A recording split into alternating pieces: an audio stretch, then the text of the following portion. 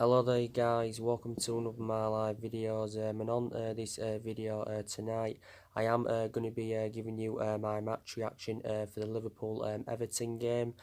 Also too I am going to be giving you a preview for the Man United Manchester City game in the Carbao Cup first leg on Tuesday, 8 o'clock kickoff, which is, of course, the semi final. But I'm going to start with my match reaction. So, Liverpool beating Everton by 1 goal to nil at Anfield in the FA Cup third round to progress to the fourth round of the competition. Obviously, I'm actually flattered by that result because obviously, Jurgen Klopp made a variety of changes from Liverpool's 2-0 win against Sheffield United. He more or less, went with an inexperienced squad. I think there was only like 3 players, that started, that obviously, were experienced.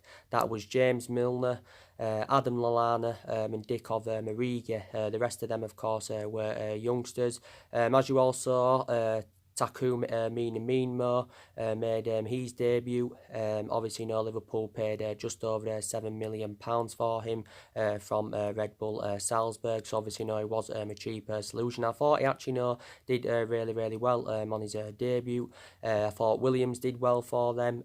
Harvey Elliott, I think he's made around 3 appearances so far this season for Liverpool. But analysing the first half, I thought Everton, actually, did really well. They created quite a lot of decent chances, but I've got to praise Adrian. I thought, he did really well. I think he made around 3 world-class saves in the first half. Did Adrian? I think Schneidlin had a good chance. Theo Walcott had a chance. But Everton had about 3 or 4 good chances in that first half, so they will be reflecting back on that and kicking themselves why they didn't take them opportunities. I thought probably Everton's best player, were actually Theo Walcott in that first half and that. But I thought it was totally comparison in the second half. Liverpool of course got back into the game. I thought there was good in and out of possession. They created chances. Did Liverpool? Obviously, James Milner came off injured. He came off injured in the first half, did James Milner.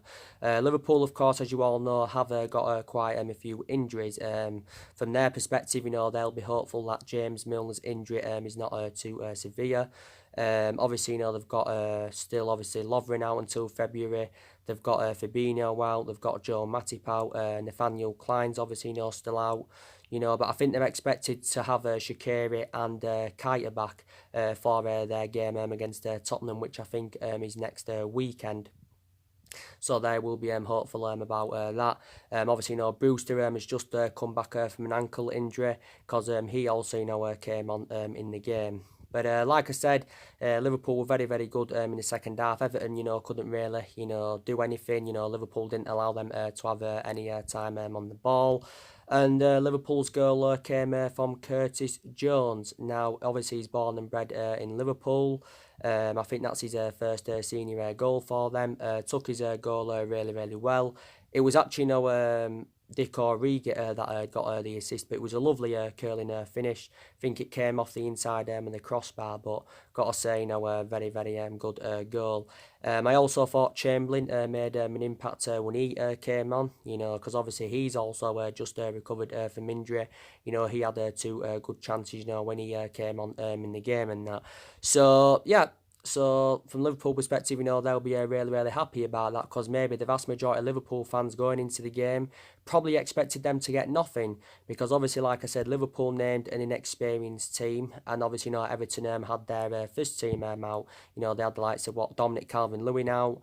They had obviously Bernard, he's just recovered from injury. They had Schneidlin, they had Walcott, they had Sigurdsson. So Everton, of course, had their first team out. But like I said, Everton have got a really bad record, against Liverpool, especially at Anfield. I don't think they've won at Anfield for, is it around 20 years, or maybe even longer than 20 years. But they failed to beat Liverpool overall now in their last 10 meetings, including the game, today and that. So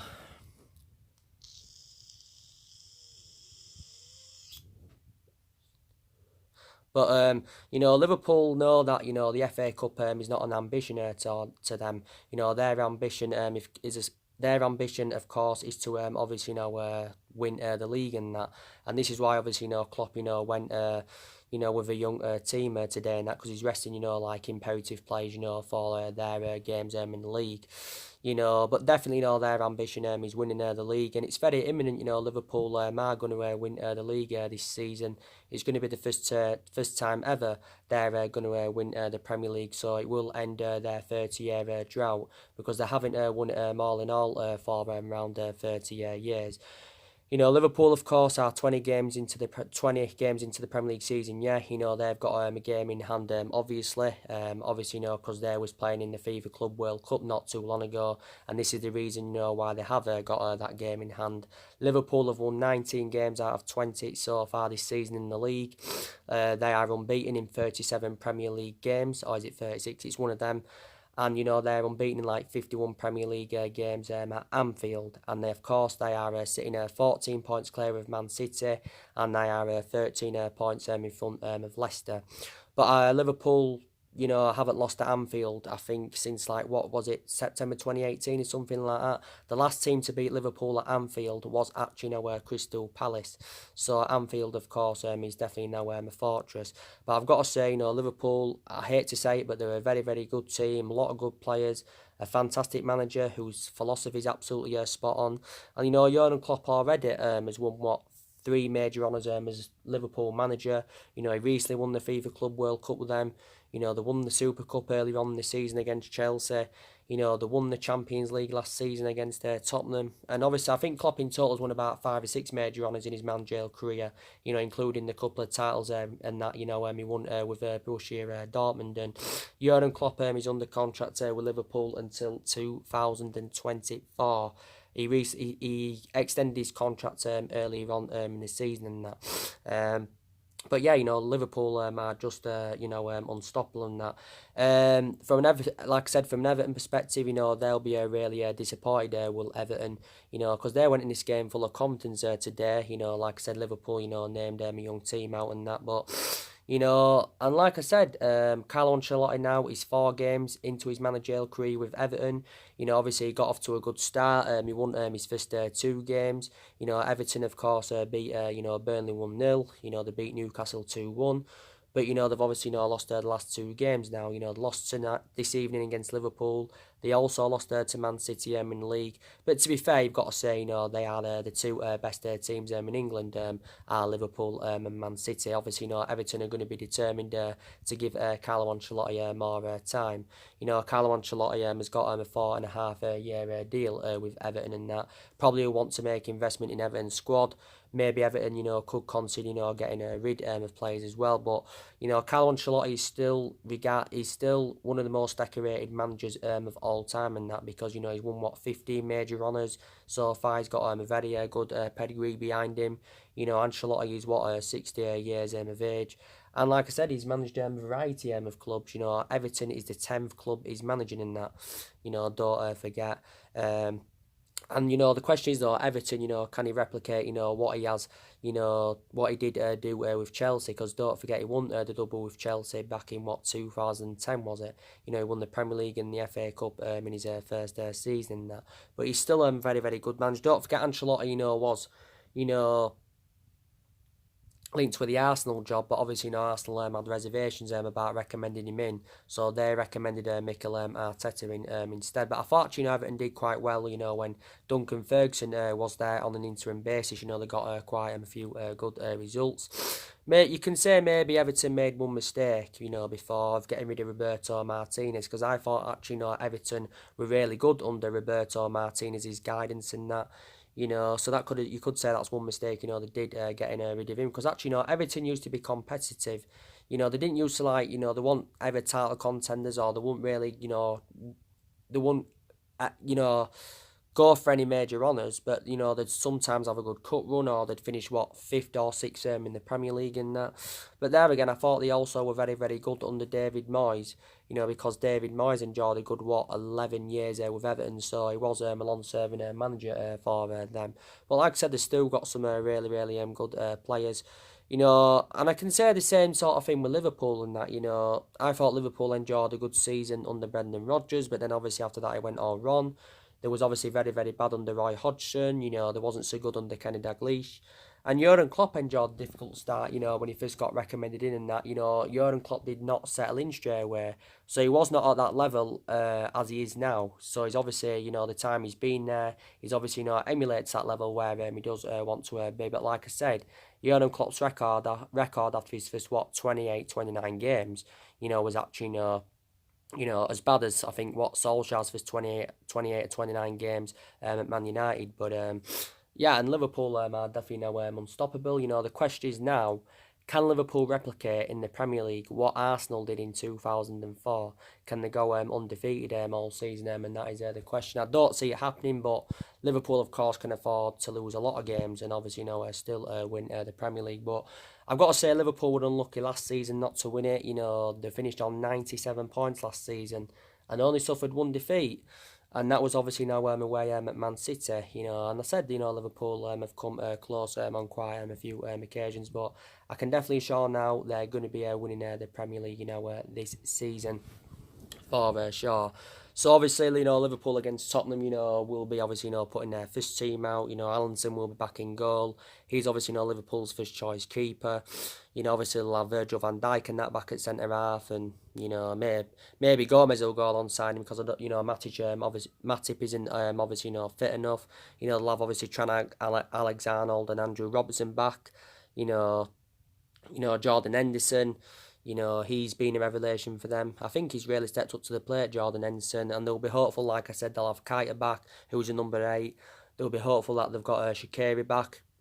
He really makes an impact from the substitutes bench.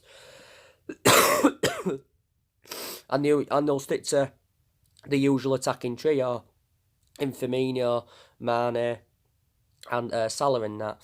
So obviously, Takumi Minamino, the player they signed, is obviously not going to find it hard, to get first team football week in, week out. He may make like quite a lot of substitute appearances, but he will. I think he'll definitely get his opportunities at some point, but like in the cup games and that, and the games where Liverpool think it's meaningless, they'll go, with them type of players and that. But yeah.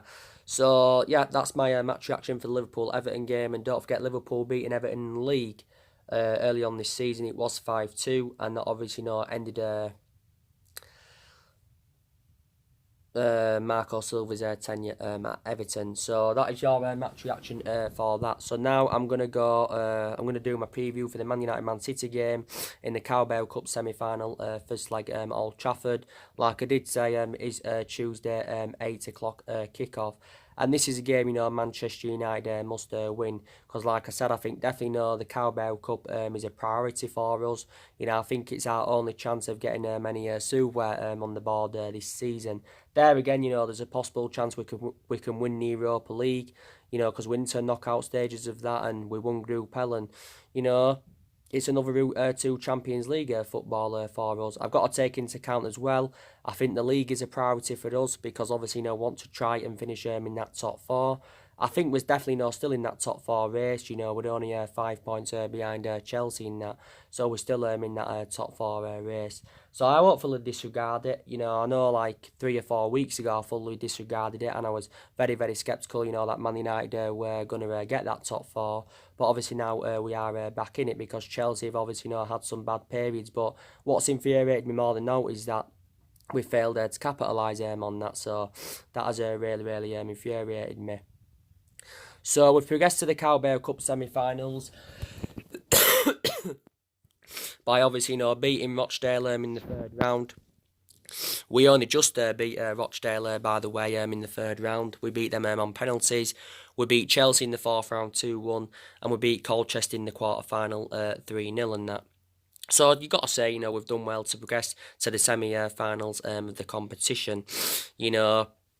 But it's going to be a very, very difficult game, and I'm very sceptical that we're going to beat Manchester City, despite the fact that we beat them earlier on in the season in the league by 2 goals to 1. Because we're in a bad run of form at the moment. Like I said, you saw my match reaction for the Wolves game. I thought we was very, very poor against Wolves. Not the worst performance I've seen of the season, but it was still a very, very bad performance. But I think overall, anyway, it was a really dull game of football.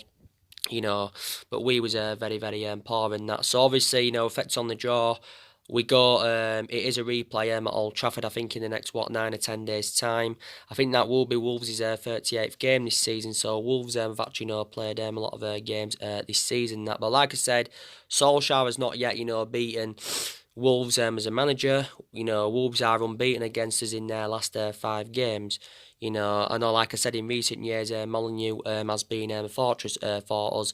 But to be fair, Solskjaer, made around 7 changes, in the Wolves game from, the 2-0 defeat to Arsenal and that. Because obviously, he rested quite a few key players because obviously, he knows that he knew that Manchester City was on the horizon and that. But, like I said, Wolves are a very, very good team. They're very competitive. They've got really good players. They back the manager. I think Nuno Santos are really a good manager. Last season with Wolves, he finished 7th. In that aspect, that got Wolves automatic qualification for the Europa League. And they've done well in the Europa League. They've progressed to the knockout stages, and to their standards, that's very, very good. Don't get me wrong, I'm very sceptical that they'll win it. I think we've got more chance of winning it than Wolves, even so too with Arsenal. But I don't think, Wolves are going to win it, but they've still done well to get there. And don't forget, Wolves enjoyed a very good cup run last season. They progressed to the FA Cup semi-final for the first time in 21 years. But like I said, I'm not too bothered about the FA Cup from my perspective. It would be good for us to enjoy a good cup run, like we did last season. We progressed to the quarterfinals last season. Obviously, before Wolves knocked us out. And we enjoyed a good cup run last season. We haven't won the FA Cup, don't forget, since 2015 under the Louis van Gaal era. But like I said, the FA Cup is not an ambition for us. It's not an ambition for us. So I'm going to give you some team news going into the game against Man City. I'm going to give you some team news and that. I gave you the news today, didn't I, about Harry Maguire. Well, it was this morning. I gave you the news regarding Harry Maguire. Ole Gunnar Solskjaer has said he's got element of concerns regarding Harry Maguire's fitness. Reportedly, Harry Maguire sustained a knock in the 0-0 draw with Wolves. Hopefully his injury is not too severe. So I'm hopefully can be available for the City game, but there's reports emerging out saying that I could miss the game against Man City. And like I said, Harry Maguire's been very, very good for us so far in the vast majority of his games. Don't forget, we paid £80 million for him. So obviously, he's our second most expensive signing at the club, and he's the most expensive defender in the world. So hopefully his injury is not too severe. We've got some news regarding Martial and Lingard. They should return for Man City because, they missed the Wolves game yesterday due to illness. They did go training prior to the game, but they got sent home like 15 minutes after their arrival due to illness. I think Martial and Lingard both had sickness bugs. Obviously, we know that Pogba, McTominay are not going to be playing in this game against City. As you all know, Paul Pogba is out for 3 to 4 weeks with an ankle injury, like Solskjaer recently revealed. Solskjaer did confirm that this injury is a new injury. So what it means in that aspect is that it's not the exact same injury as the initial injury he previously had. Because don't forget, Paul Pogba was initially out with an ankle injury for around 3 months. But like I said, he's going to be a big miss in that midfield, Miss Pogba. And, I think he's on his way out of the football club. Solskjaer's give his overarching view on Pogba, and, Solskjaer still insists from his own perception that, he will stay at the football club. And he insists he will not be sold in this January transfer window. But If he doesn't leave this January, I think he will leave in the summer. But if he doesn't even leave in the summer, I think at some point in the future he will move on from Manchester United, because like he did come out last summer, at the beginning of last summer, he said he wanted to leave. He did say he was seeking for a new challenge, and he publicly now admitted that he wanted to leave the football club. But my own perception is, I think Pogba's disrespecting the club. I think also his agent Mini Raiola is disrespecting the club, because he recently come out and started criticising Manchester United and that. But Paul, to be fair, Pogba, made an impact, when he came on against Watford, when he came on against Newcastle, and it's looking very imminent, and then he was back, and he actually, was back. And then obviously, he didn't, it fueled speculation up more when he didn't travel to Burnley, when he didn't travel to London to the Emirates. There was something there wrong then. I don't know where he'll go. I think there was a few teams in for him last summer, like I said. Real Madrid was his preference. Obviously, you got Juventus that were in for him. There was talks about him going back there, because Pogba, did enjoy 4 good years in Turin. But analysing the vast majority of his performances at Man United, they've been totally comparison. They've been totally comparison to his ones in Turin and that. And Pogba's still got around 15, 16 months left on his contract. The club do have an option to extend his contract by a further year. But yeah, and if we get rid of Pogba, it will be beneficial. We'd generate a substantial amount for his departure. I think, we can get at least £100 million for him, maybe even more than that. Obviously, last summer we demanded that we wanted around £150 million, but obviously, Real Madrid are reluctant to meet that.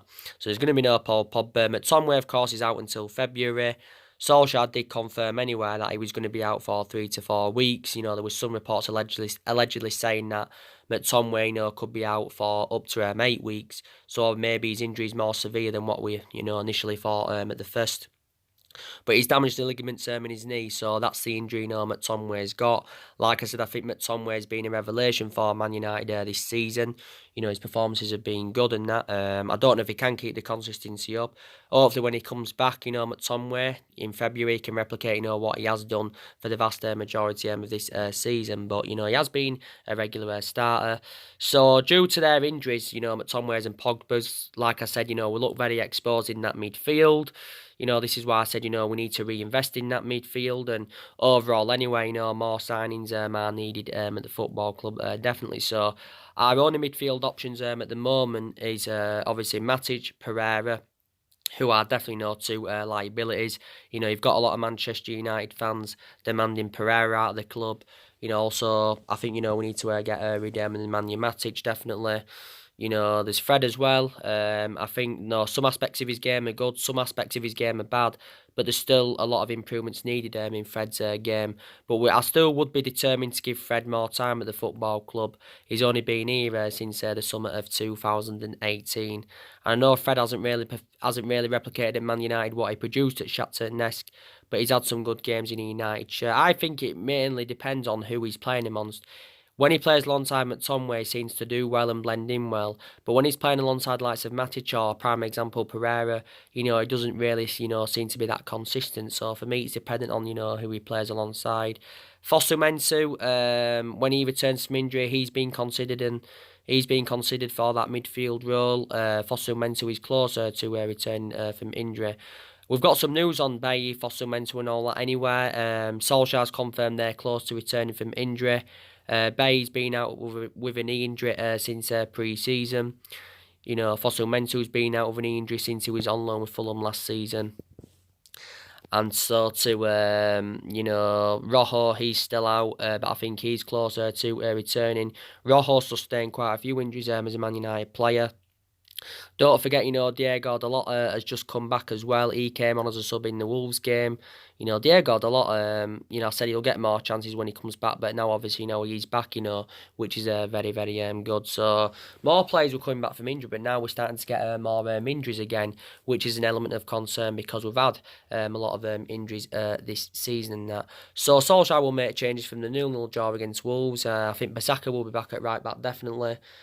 May stay with Romero in goal. Maybe not. May go back with De Gea. I don't know. Because this is a big game for Man United. But usually in the Carbao Cup, he'd go with like Romero, our second choice goalkeeper.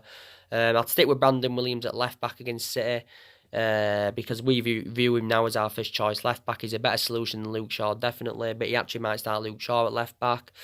I think in the midfield he'll probably go with Fred and Matic, or if he doesn't go with that, he'll go with Matic and Pereira, the same as he did go with against the Wolves. I think Rashford will obviously, start in this game against City. He didn't start against Wolves, but came on, made an impact actually, when he came on. So Rashford will be out wide because obviously, Martial operates in that number 9, does Anthony Martial. He plays in that central position and that. Unless, of course, Martial isn't back, which I can't see. I think, he should be okay to play, But we'll go with the 4-2-3-1, and I think we'll probably put maybe... who are we going to put in the number 10? We actually may put Pereira in the number 10, we may put Lingard in the number 10. Greenwood could even start this game as well, don't forget. He started against Wolves, and like I said, Solskjaer's got to play Mason Greenwood on more of a regular basis. I think he has got to do, because Greenwood hasn't played enough in the Premier League this season. He hasn't made enough starts, but he's actually not played a lot in the Europa League and the Carbao Cup, like he said and that. But City, as you all know, are the holders of the Carbao Cup. Like I said, City have won the Carbao Cup 4 times out of the last 6 years, I think. They've won it in the last 2 seasons. Last season, City beaten Chelsea in the final on penalties. And the season before, they'd beaten Arsenal by 3 goals to 0. So, like I said, City seems to be, very, very dominant in the Carbao Cup. And maybe from a City perspective, that could be City's only chance of winning any silverware this season, the Carbao Cup. I know they're into the 4th round of the FA Cup. They won't win the Champions League because they haven't even got a pedigree in the Champions League, and obviously, they're not going to win the Premier League, this season. So maybe they'll feel as though that, the Carbao Cup is the only chance of silverware for them this season, and that. City have not performed to the standards as everyone expected from them this season, because, City were very good last season. City were very, very good the season before, because City have won back-to-back, they won back-to-back Premier League titles. This season they were hoping for their 3rd title on the trot. So they were basically, looking to match what my club did back in 07, 08 and 09, because then, we had won 3 back-to-back Premier League titles. And don't forget, City are the only team to, register 100 points in one single season. This is why they're called the Citizens. And, City last season won the domestic treble and that. Obviously, they replicated what we did back in 1999, because that's actually, our greatest achievement, or one of our greatest achievements, but it was a different sort of treble.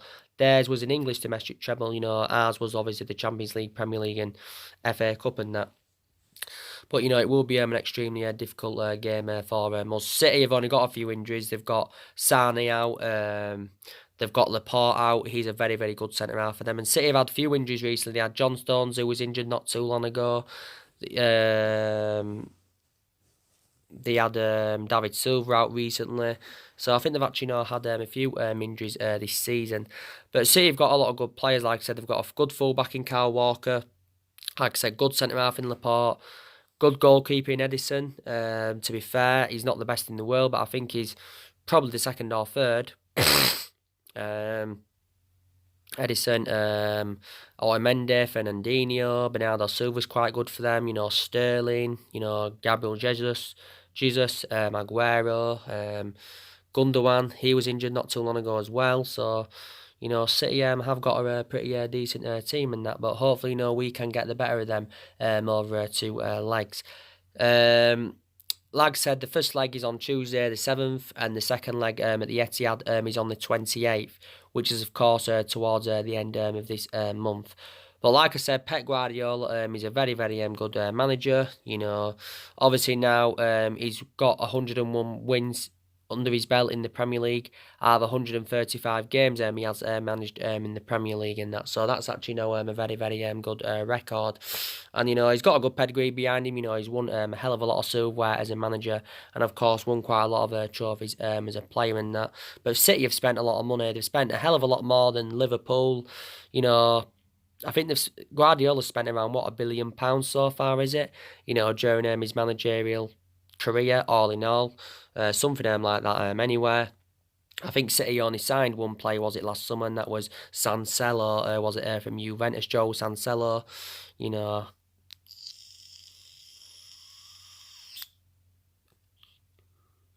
But, Solskjaer's press conference will be coming up tomorrow, building up to the game. I will be on. It will be probably late in the afternoon tomorrow. I will be on to give you my reaction to Ole Gunnar Solskjaer's press conference. Probably will be on as well to give you an update on some more transfer news, if more transfer news does update and that. So we will currently see. I obviously updated you on the transfer news, didn't I? Earlier on today regarding Raul Jimenez from Wolves.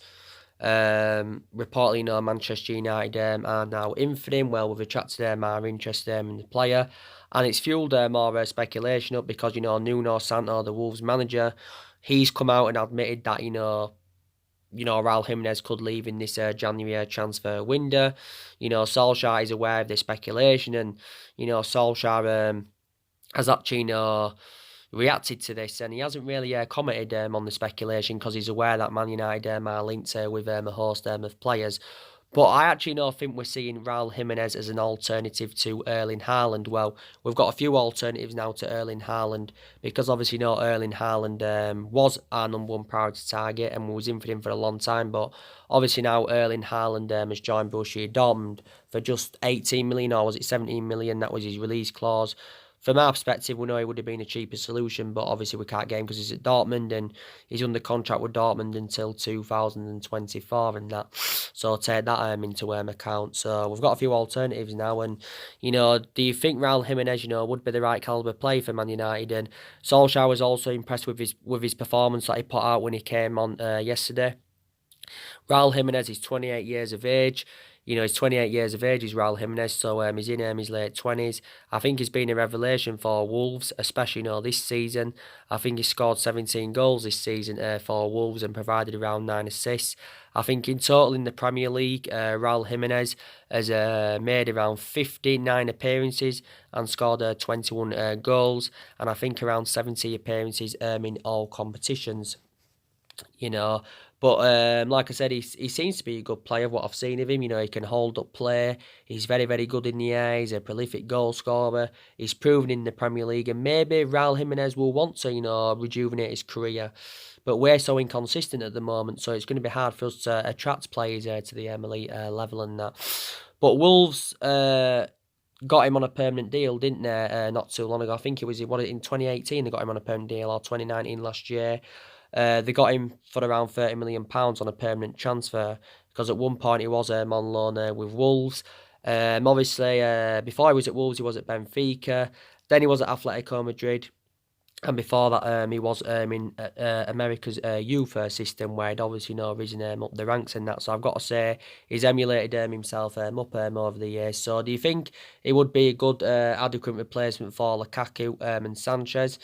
Because you can say we've looked very exposed in that attacking line following their current departures.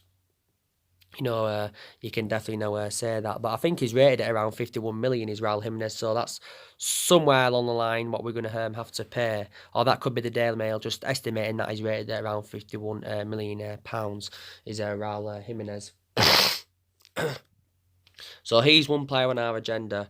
I gave you the news, didn't I, earlier on today regarding James Maddison as well. Solskjaer's identified him as his number one priority target for the this January transfer window. Well, he's one of our number one priority targets in that, because we need to reinvest in that midfield, and we're seeing James Maddison basically as an adequate replacement for Paul Pogba. And I think my overarching view on this is that James Maddison would be the right calibre player for Man United. He's an attacking midfielder predominantly, But Brendan Rodgers has played on the left quite a few times. But recent reports did actually say, say, this was today, by the way, it was stemmed from ESPN and I think the Daily Mail. They said reportedly now, Man United have put a bid in for Maddison. We've put a bid in of around 45 million.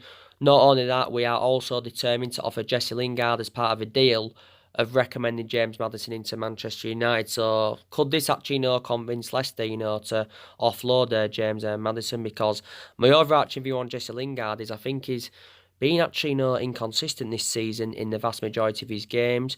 Like I said, he's got illness at the moment, but he's obviously sustained a few injuries. But like I said, reflects on Jesse Lingard's status at the football club. He should be putting much more better performances out than he has been doing. Because for me, Jesse Lingard has not performed to the standards as we should expect of him. Definitely not. Definitely hasn't. Definitely hasn't. And so I think that would be actually a good deal from our perspective. But it's if maybe Leicester's perceptions totally comparison to ours regarding that narrative. But like I said, Maddison's only 23 and Solskjaer still wants to continue the policy of recruiting young players in. This is his second season now with Leicester. He's replicating what he did in his debut season. Because he was fantastic in his debut season was James Maddison. He created more chances than any other player in the Premier League. And he's only 23, like I said, and Leicester only paid, £20 million for him from Norwich in the summer of 2018 and that. But like I said, we're allegedly been in for him since June, and if we were to get him, disregarding being part of a swap deal, we'd obviously have to pay probably around 60 or £70 million, maybe even more, to convince Leicester to offload him. So that's been the transfer news today regarding Manchester United. But like I said, we've got to make signings in this January window. Solskjaer recently said he was optimistic about transfers. He was very optimistic about it. But it isn't actually assured that we'll make many signings in this January transfer window. But we've got to do. We've got to. And the board are determined to back Solskjaer this month and, of course, in the summer. They're going to see basically who he can recommend in to the football club and that. He's only had one window so far. This is his second window because last summer Solskjaer spent nearly £150 million on Daniel James and Wan-Bissaka and on Harry Maguire. And I've got to say they've all enjoyed a fantastic start to their Manchester United careers. And obviously around 7 outfield players left in Solskjaer's first window last summer. We saw Valencia leave at the end of last season after he enjoyed 10 years at the club. Smalling went on loan to Roma, Darmian went, Fellaini and Herrera both went, and Lukaku and Sanchez obviously both went to Inter Milan and that. And obviously we loaned Dean Henderson out. I think also, didn't we get rid of Joe Pereira as well, if I'm right? But despite the fact that a lot of players have left, I still think there's more problematic players at the football club that do need to be moved on, definitely. And I think, there's not only more players that need to leave. We need to see a variety of changes at the club. I think we need to get rid of our board. We also need to get rid of Ed Woodward. We also need to get rid of the Glazers. Because, like I said, I don't like the way the football club has been run in the last 6 or 7 years. And I think we need a change of management because, like I've said on numerous occasions, Solskjaer is not the right man to elevate Manchester United forward. Taking into account we've had some good results this season. Like I said, we've done well against elite opposition, but we haven't really replicated that against lower opposition. So that is an element of concern. Solskjaer's tactically naive. He doesn't really have a plan B, and I think overall, analysing it, the expectations are just too high from Man United because I think now he's into his second year at the club. He's got many expectations to exceed, and I don't see him exceeding all those expectations and that. But he did say recently, Solskjaer, that he expects to enjoy a successful 2020. Obviously, I'm hopeful that we can, have a better year this year than what we enjoyed for the vast majority of last year. But we've enjoyed a bad start already to this year. We're 2 games in. We haven't won yet. We haven't won a game yet in 2020. But Solskjaer won't be sacked yet. I think we're determined to give him, at least a couple of windows. He'll still be here this month. He'll still be here at the end of the season, but I'm very sceptical, that he will see out his 3-year contract term at the football club and that. Where we'll have to pay someone to get rid of him anywhere in compensation. Can't really estimate how much. I do presume we probably wouldn't have to pay as much as we did do to get rid of Jose Mourinho. But, we'll still obviously, have to pay something in that. And like, Man United are not really known for a sacking football club. 3 managers, despite the fact that 3 managers have been sacked since the Alex Ferguson era. Obviously, Moyes went, Van Gaal went, and Jose Mourinho went. So, we haven't really got the structure to keep sacking managers and that. And Solskjaer knows that, we're not on that level as we should be in. And it's going to take us several years, for us to emulate to that level. And, he still expects ups and downs. But, for us to be back to being a competitive elite level football club, and for us to be up there, challenging for major honours, we've got to get the right calibre players in. Our aspirations is definitely going to be the top 4 in the next couple of seasons at least, because we're not good enough to win the league at the moment. I don't see us winning our 21st title under Solskjaer, if I'm going to be quite honest with you. That's just my overarching view on that. But we need a change of management, definitely. I think we also should have got a director of football in last summer.